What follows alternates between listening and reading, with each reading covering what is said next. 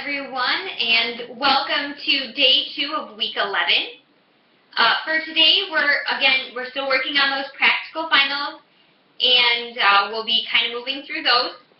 If you did go on day 1, you still are responsible for coming to class on day 2, because what will happen is you will now be a patient, and you may have to make up your practical final if you did not successfully pass. I don't foresee that happening with any of you, but just in case, remember you do have to come to both days this week. I also want you to come to class on day 2 because if you did not successfully pass your written final exam on day 1, you will have your second attempt to pass it on day 2.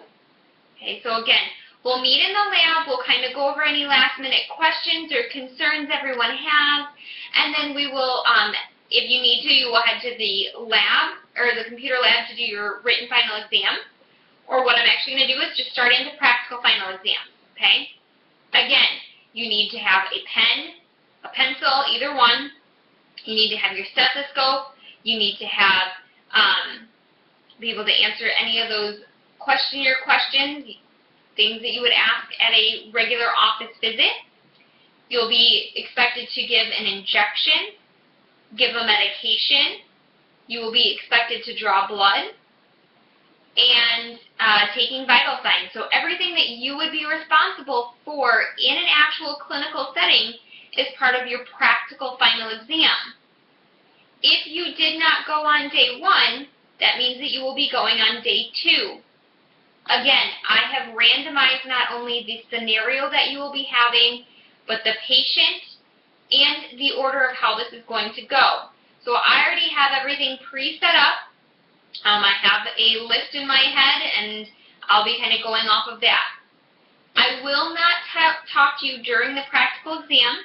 I will just strictly watch you, and then afterwards I will meet with all of you and go over how you did on your practical final exam. Now, the other thing is that I want you guys to make sure that you are actually on time. This is very important because if you miss your opportunity to do your practical final exam, I won't put you back in your spot. You'll have to wait until the end of the class, and that's really not fair to you or to your patient. So, class starts at 8 a.m. Please make sure that you are there on time. Again, just like it was yesterday or in day 1, I will be having just you, myself, and your patient in the room. Everyone else will be required to wait in one of the waiting rooms, student lounge, or the